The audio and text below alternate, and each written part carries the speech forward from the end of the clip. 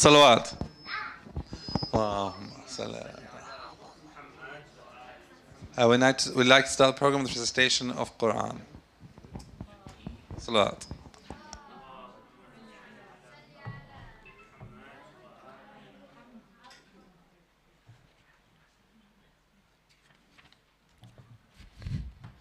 أعوذ بالله من الشيطان الرجيم. بسم الله الرحمن الرحيم.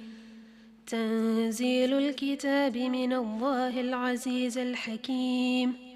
إنا أنزلنا إليك الكتاب بالحق فاعبد الله مخلصا له الدين. ألا لله الدين الخالص والذين اتخذوا من دونه أولياء ما نعبدهم إلا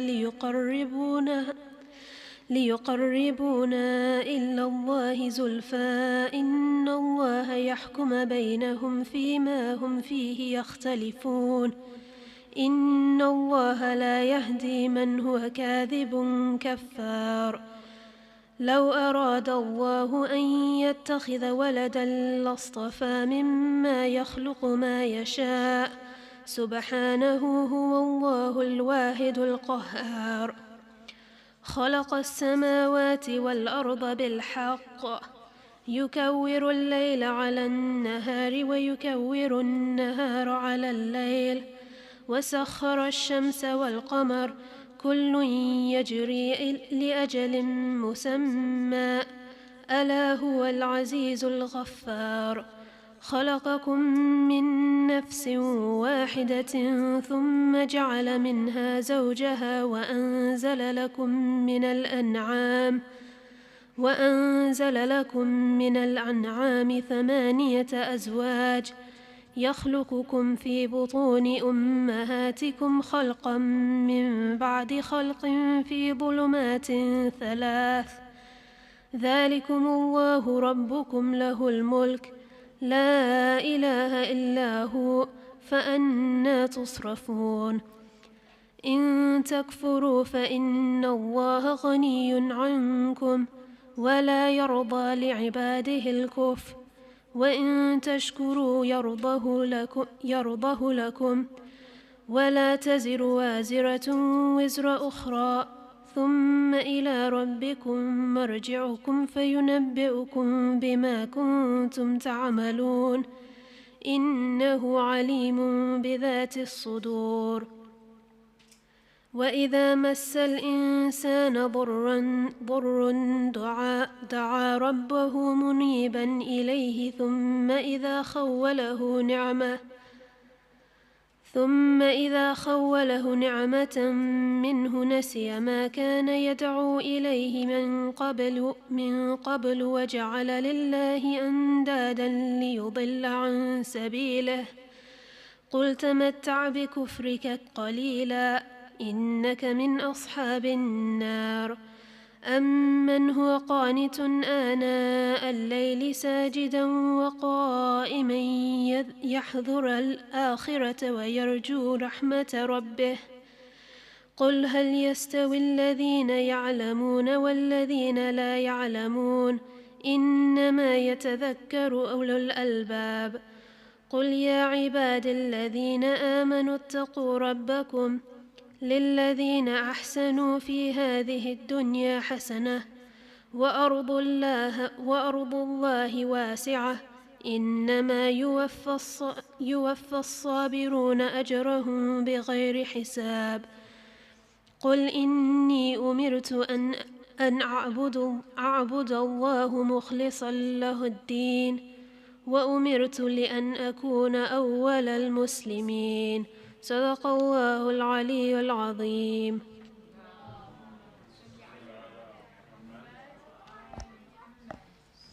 Today we're very fortunate to have Dr. Munzela Raza, who will be speaking to us on Sincerity and Imam Hussain alayhi salam.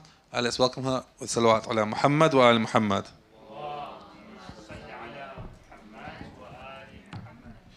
Dr. Munzela Raza is a graduate of Mahdi Institute and is currently doing an MA in Islamic Studies at the University of Birmingham. She's the founder of iCBL, Islamic Case-Based Learning, a unique and innovative way of delivering Islamic education. Salaat ala Muhammad wa ala Muhammad.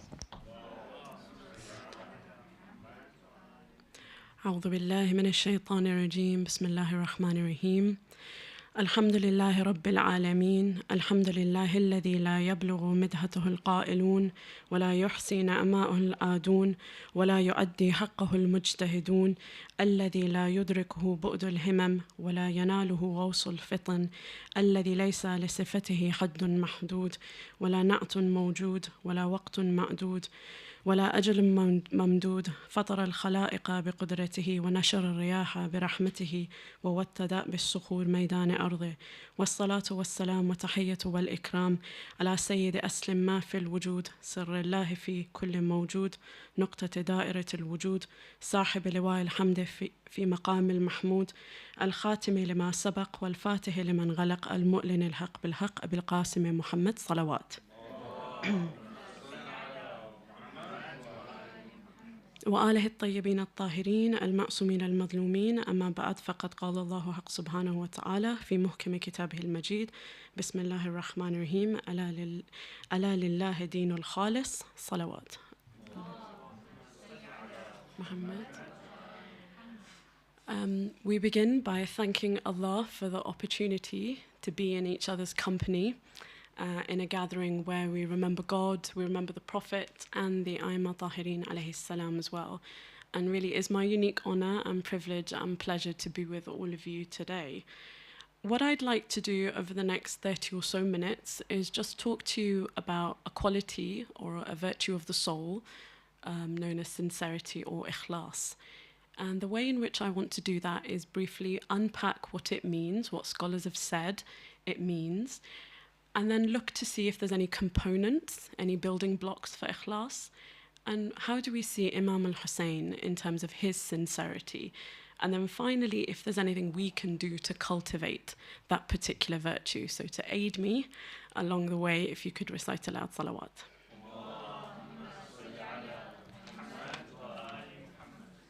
So the idea of sincerity is stressed, emphasized, encouraged in Islam.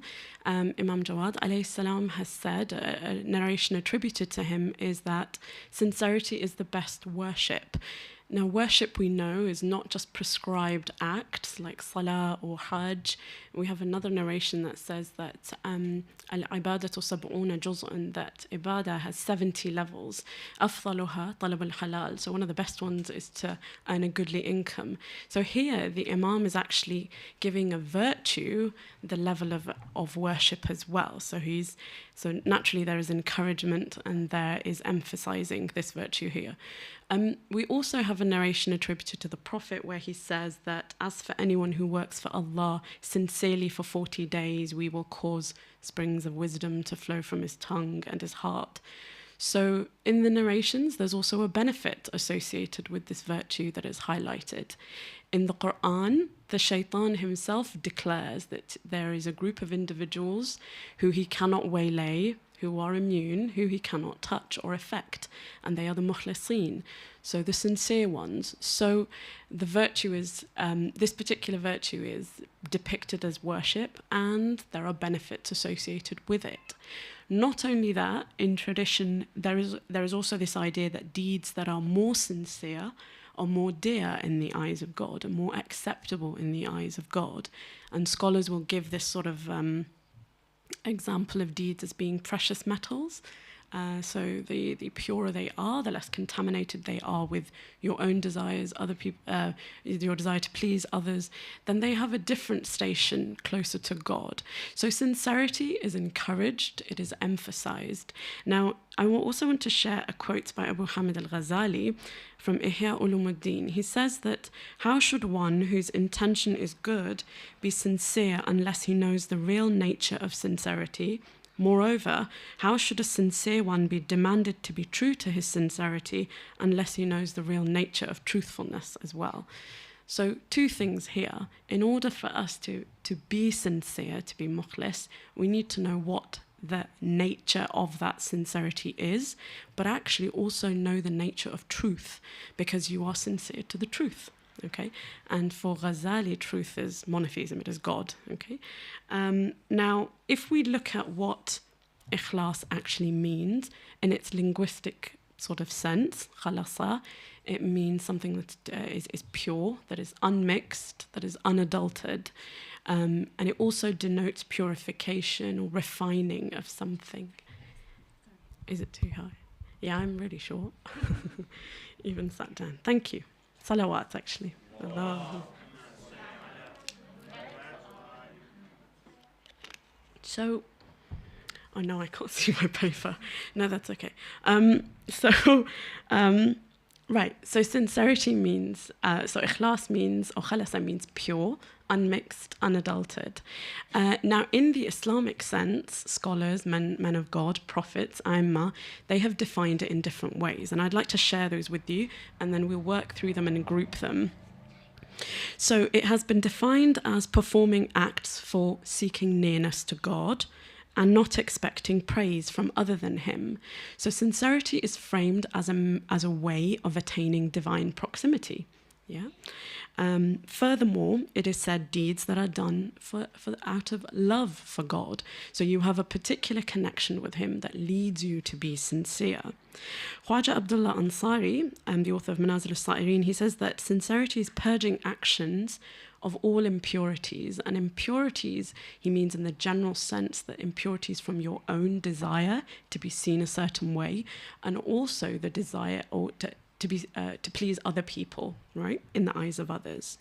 Sheikh Bahai also kind of goes along this line and says that sincerity is keeping your action free from other than God. So we have this idea that sincerity has something to do with what we have with God, our relationship, and then it's something to do with the result of that relationship, so what you do for him.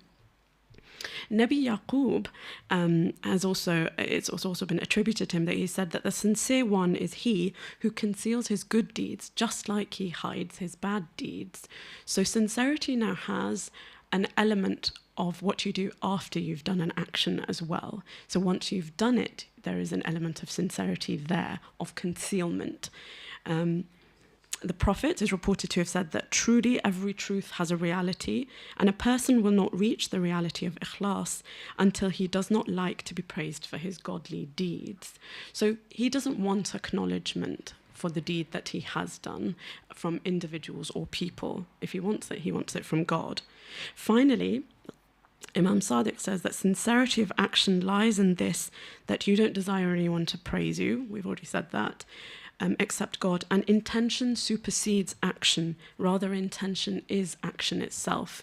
So the way we can organize all these different views, we can say there is an element of sincerity that is to do with proximity to God, love of God. Then there is sincerity in your intention of performing a particular action and keeping it free from your own pleasure and the pleasure of others. And then post-action, there is an element of sincerity in keeping that action pure once you've done it as well. Now, the Gnostics, people like Al-Ghazali and other Urafa, they have identified some building blocks and certain things that sincerity should have. And I want to share 3 of those with you. The first of them is knowledge.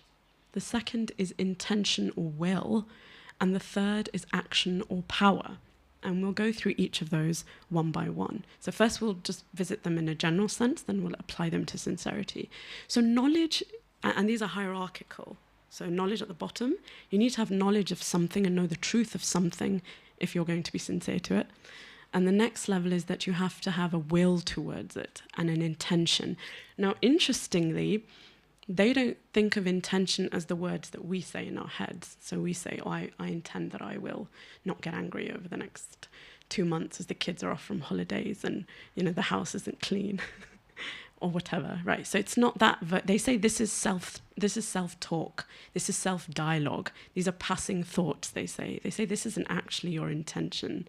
They say that intention is when your heart is moved to do something because you agree with its purpose at that point in time.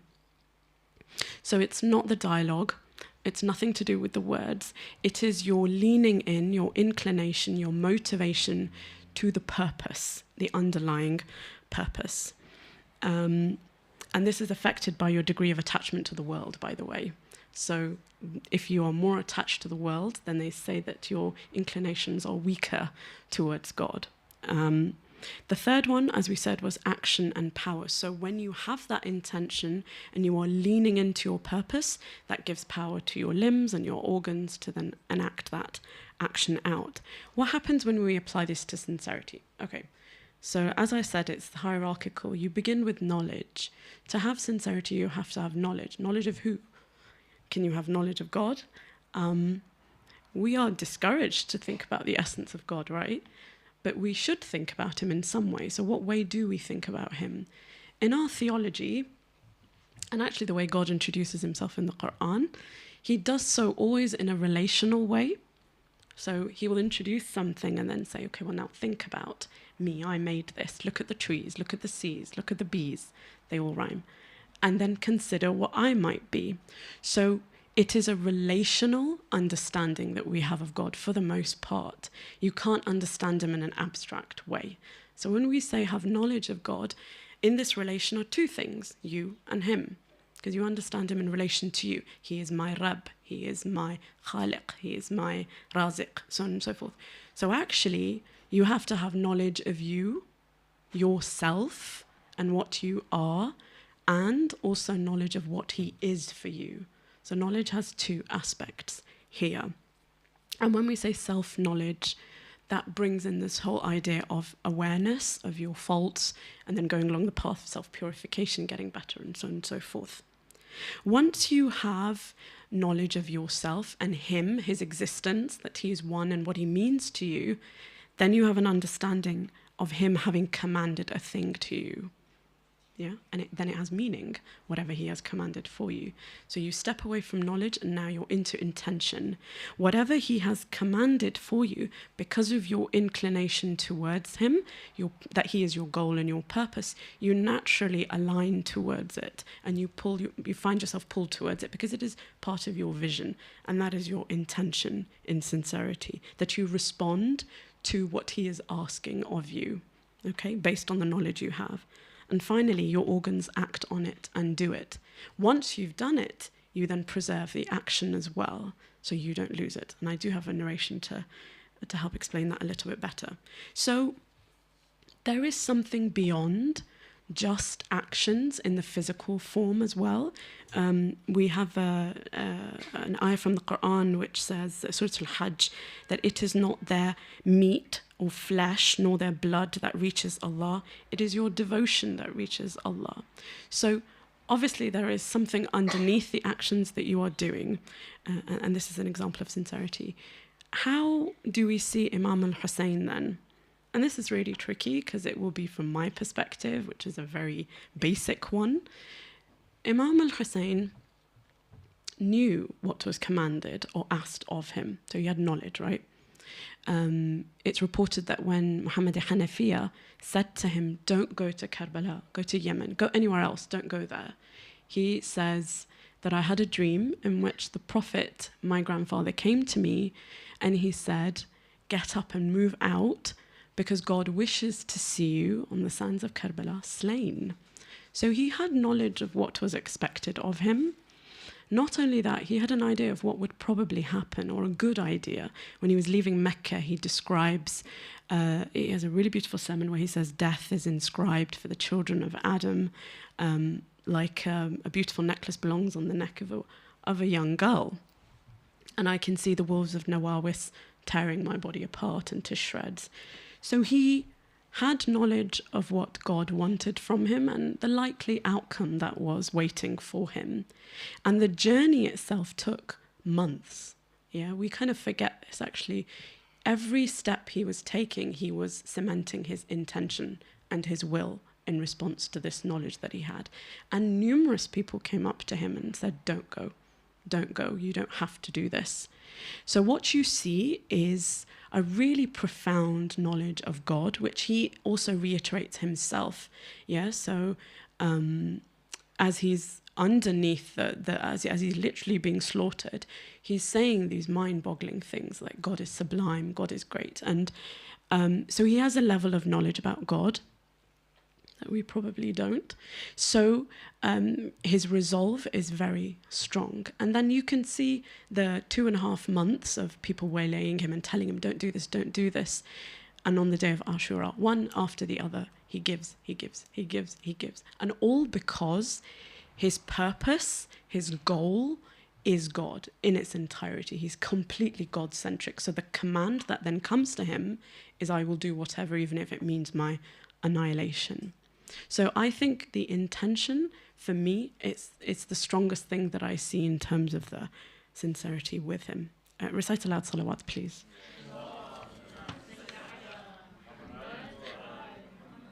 Now, it's a tall order if someone says to you, you've got to be sincere, and that would be me labouring under the assumption that anyone needs to be, so this is first and foremost to myself.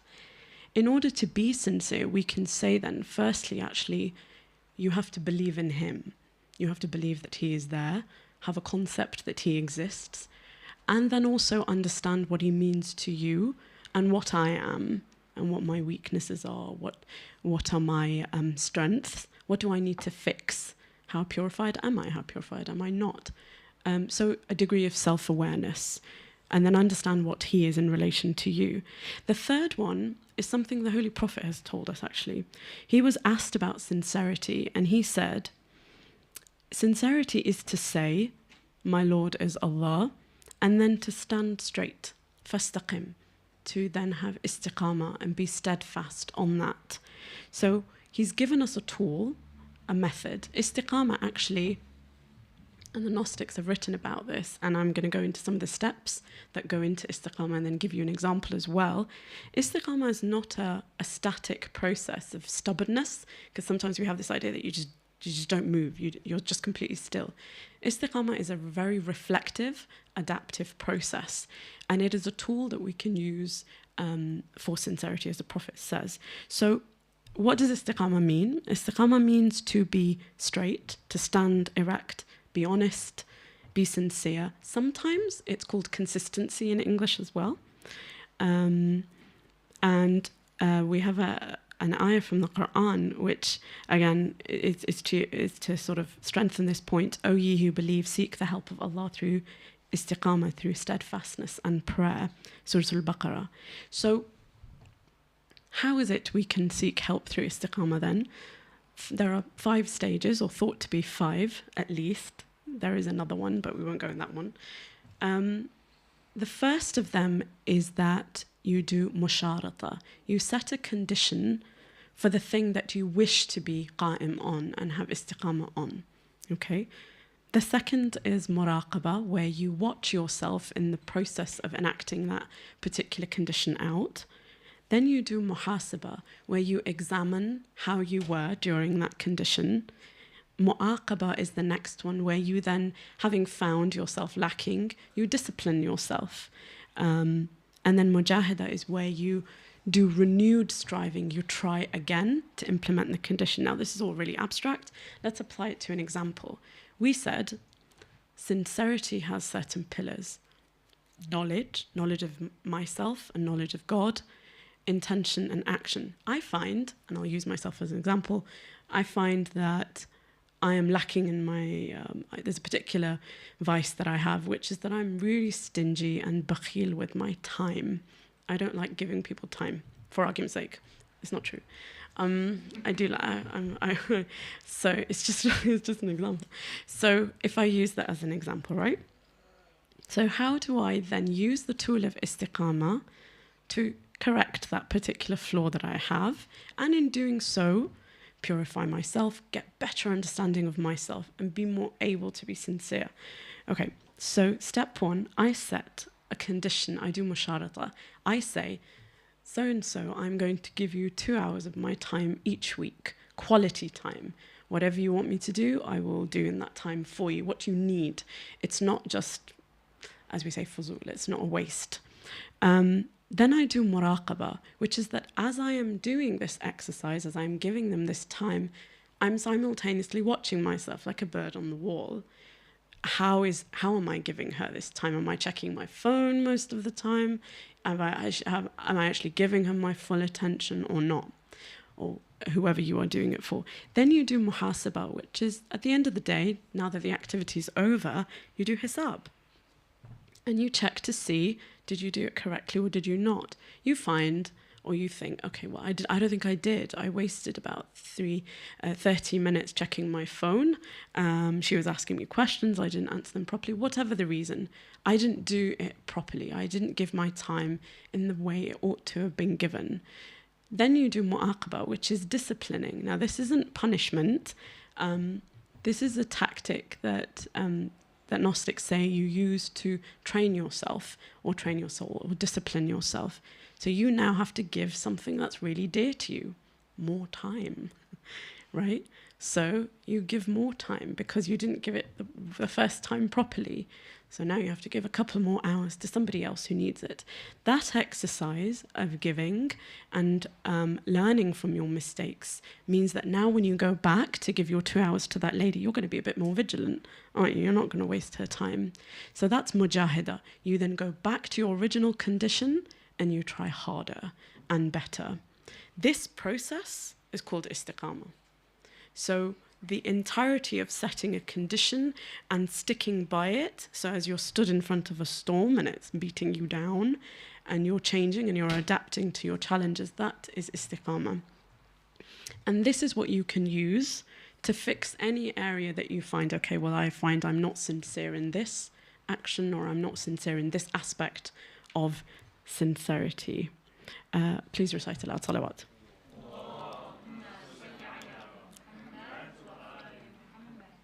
So, as I said, it's a reflective process. And actually, it means that you will make mistakes as well. And mistakes are very human and very normal. But what istiqamah does is it teaches you what to do once you've done it.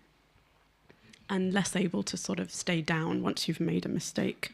We also have this really famous saying that Satan rejoiced when Adam came out of paradise, but he didn't know that when a diver sinks in the sea, he sometimes collects pearls and rises again. So making the mistake isn't the problem, actually, or making a mistake, which you will do on the path to self-reformation anyway. So the other point that I wanted to make, and I will finish, is that sincerity after the action. What does that mean? We have a narration from Imam Baqir alayhi salam in which he says that a man does some kindness to a relative or he expends something for the sake of God. Thereupon the reward of a good deed performed in private is written for him. Later, he may mention it to someone, and that is then changed to a deed performed in public. He then continues to mention it, and in return, actually, the vice of ostentation is written for him. Now, what I'm not trying to do is pass any kind of judgment on anybody's deeds, but what this actually shows us is that we need vigilance with regards to our actions even after they have been performed, and to ensure actually that in terms of sincerity, nobody really needs to know that they have happened. And as we said, one of the key characteristics of those that are sincere is they don't want the praise. It's not like the two angels are going to forget to write it down. The good that you did, you don't have to mention it. So there's that awareness that you don't need to tell anybody. And finally, actually, one of the most effective ways, I think, is to ask God. Ask him to give you ikhlas, actually. He said, "Udu'uni astajib lakum," that ask me, call on me, and I will answer you. And I want to end with a hadith of the Prophet in which he says that God says that ikhlas is one of his secrets, and he will place it in the heart of whomsoever of his servants that he pleases. So, I don't know if that went a lot quicker than I thought, but anyway, let's end with a short dua that may God give us the tawfiq to have sincerity, actually, and for us to have a greater knowledge of him, knowledge of ourselves, purer intentions, and then from that flow purer actions as well for his sake. Wassalamu alaikum wa rahmatullahi wa barakatuh.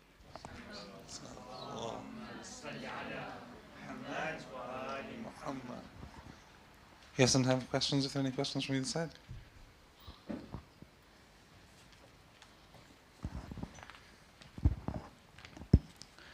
Assalamu alaikum.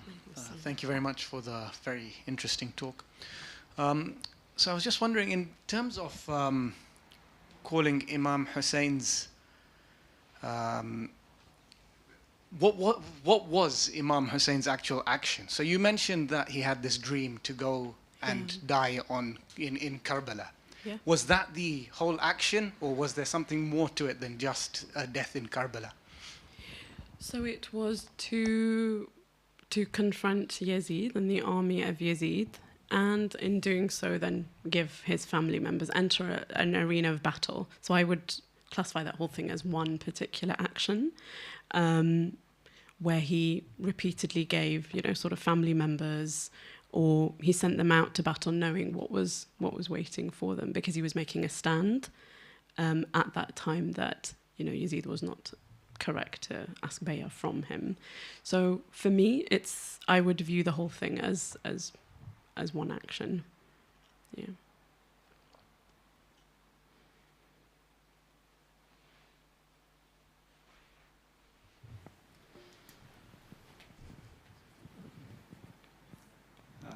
Thank you very much, Munzela.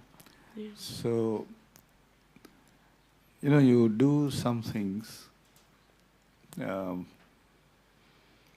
with full sincerity, and nobody knows about it, and so on. Yeah. Or you don't brag about it, let's put it this way. This is what essentially you are saying. You have done it for the pleasure of Allah, and so on. But after a few years, whatever, something comes and you say, no, I helped him or her. Does that now destroy your original deed or not? For example, as a teacher, I'm teaching lots of students, right? Yeah. With good intention, some of them do very well and so on. And suddenly somebody comes and says, no, she is my student. What are you talking about? I have taught her. Would that destroy that act of, giving or whatever it is? So I would never say that it would destroy that act. I think that's something that is completely within. It's up to God to judge. I think if we are reflecting on it ourselves, or you're reflecting on it on yourself, it would be whatever intention you had at that time in using that analogy, or why you were saying it to somebody, and you're the best judge of that. Actually, what your intention was in using that as an example. But I wouldn't be able to comment on whether or not it would destroy the action. It's more like taking pleasure in so seeing if you that somebody has done some very, very well. You could say anonymously. And you might have as well. You might have contributed to that. You don't know. Yeah. But that's the pleasure is there. Yeah. You say, yes, she or he was my student 20 years ago, or whatever it is. So I'm not trying to say that because of me they did well, but just I'm taking some pride in the thing. I don't know. It's a difficult, balancing act. Yeah. But I think your breakdown is good. Inshallah, can help us to formulate more actions with a purpose, right? Yeah. Assalamu alaikum, thank you for your talk. Just thinking about positive reinforcement and ikhlas. So while teaching kids, we really talk about what good they've done and praise them for it. Yeah. And therefore using positive reinforcement to encourage in children, but in adults as well, things that are, that are good, as opposed to focusing on negative behavior. So how does that work with ikhlas and doing things for sincerity? And would you say or argue that when we encourage positive reinforcement in children, we're actually encouraging them to do things for good praise, as opposed to them doing things out of ikhlas? And how do you nurture or foster that in children? That's a really good question, and I'd have to think about that a little bit, actually, because that's such a good point, that you are in reinforcing this thing in response to. I'd have to think about that a little bit, actually. I can't think of anything on the top of my head for that one right now in terms of how I would put that in to the general framework.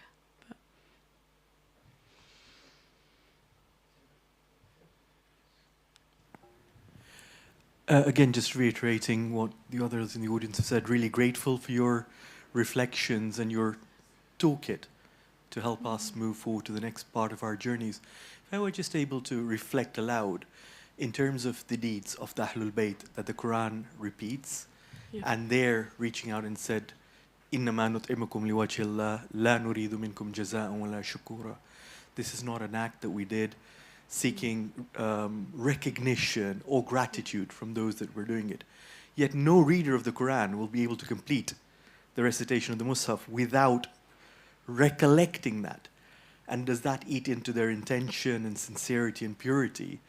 Or does it show, or does it set an example, a role model to say that, look, that is possible too. Iqbal Uncle's teaching can bring reformation in the lives of the students. Some recognition of a student's well-being can show that student that if you put in a bit more diligence and effort, you are able to go to the next step forward. This is not done for the purpose of gloating about it, bragging about it, but having cracked it, having shown some success, you're inviting others to partake in that journey and say, look, companions along this journey will do more. More students going down this route will achieve better. More acts of charity done, like Lady Fatima and the Holy Household did, will grow that work. So again, going to the root intent, is the intent to wear it as a t-shirt, or is the intent to say, there is good to be achieved in doing this? Yeah.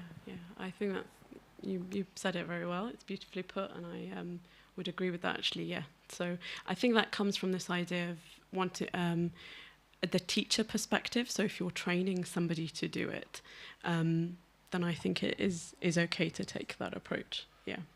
But I do take it on board.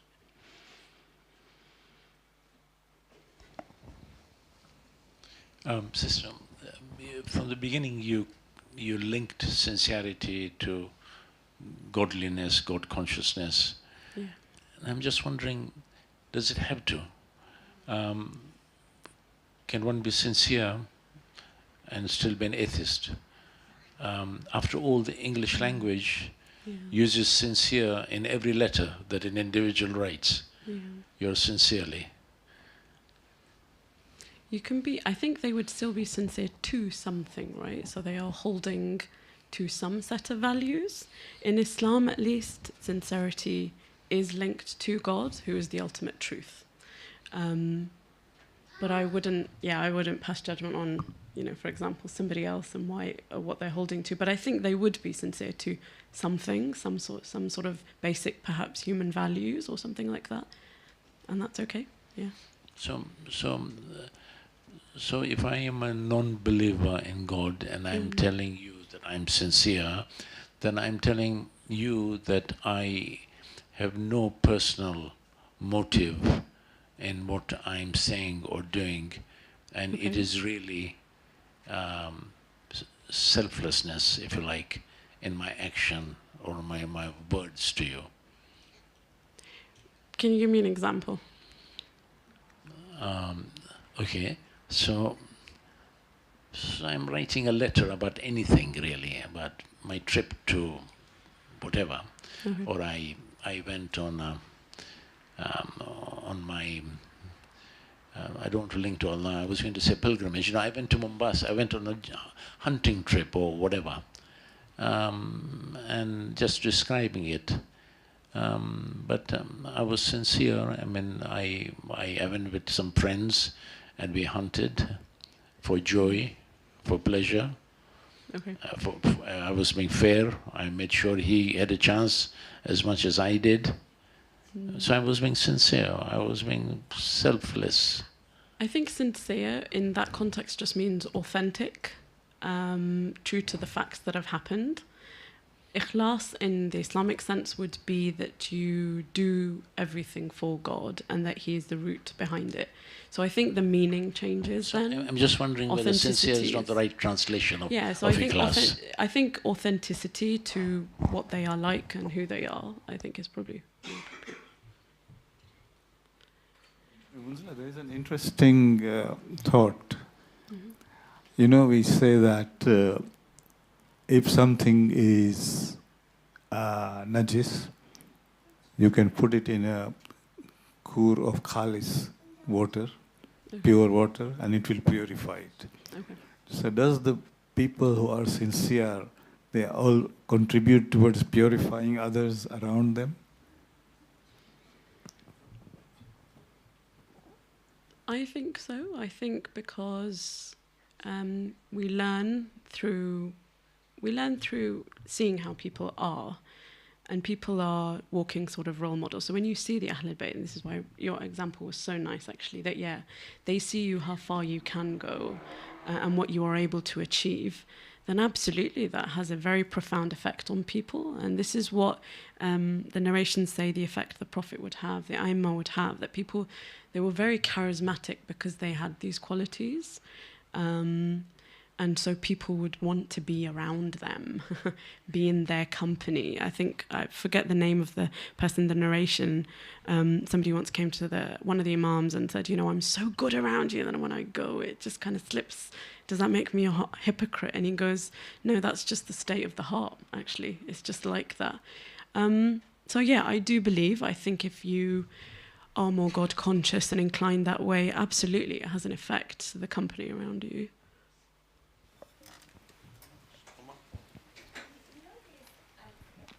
Assalamu alaikum. Thank you for your talk.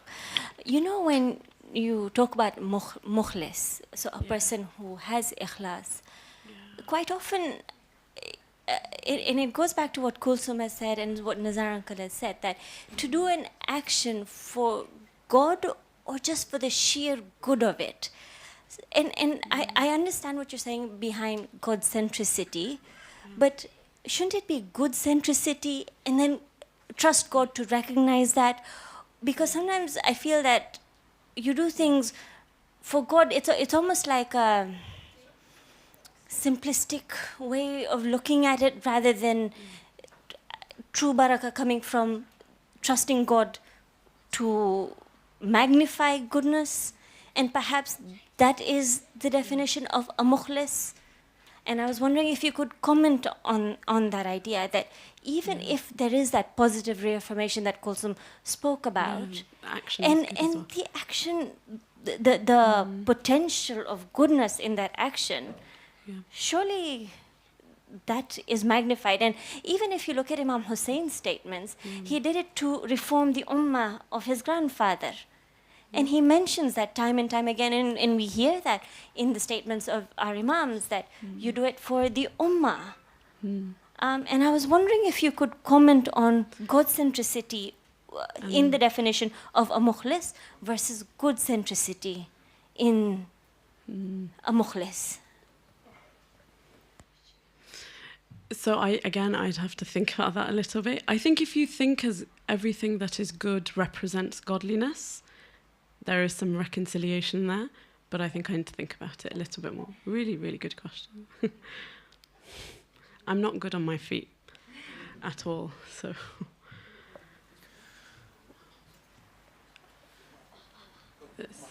Just following on from what Nizar Uncle and Asya was saying, so in terms of this knowledge of Allah and ourselves, that was the first requirement of these sincere actions. Could you expand on how we link that to the act that we're performing? So how do we link the knowledge of Allah and ourselves to the act that you gave, for example, giving your time or whatever? How do we understand what actions we're to be performing sincerely with that knowledge? So it changes your disposition. So both of those things change your malaka, your habits, your purpose, your goal, and therefore what is asked of you and the action that is required. So they are methods of changing you and your disposition. And then, of course, you act on whatever you're asked, as I understand it. Sorry. What Amar has said, this knowledge of this, saying ikhlas, and that the first sort of block is knowledge, and knowledge of God. What if we start thinking about it as knowledge of the unseen? So then we start sort of looking at what is the unseen possibility of that action, and having firm faith with knowing that God is the controller of all things, and then sort of going into ikhlas with that sort of mindset. What are your thoughts on that? Can you repeat that one more time? I was just looking at the So two, you know sorry. how you said the building, the first building block of ikhlas is knowledge, and knowledge of God. And it goes back to that idea that you also mentioned, that it has to be God centric. Yeah. Okay? God, there is no beginning, there is no end to God. Yeah. God. So knowledge of the unseen, you said. Knowledge of the unseen. Yeah. So initially that is our understanding of him anyway. So you begin with that there is something that is unseen and you can't quantify it, you can't qualify it. So you do begin from that place, yeah, absolutely. And then looking at it as unseen potential. Yeah. You know, sometimes I think when we think of God, it is almost, we simplify by saying God's happiness. But God has a lot of potential. And when we say God centricity and this concept of oneness of God, it's simple.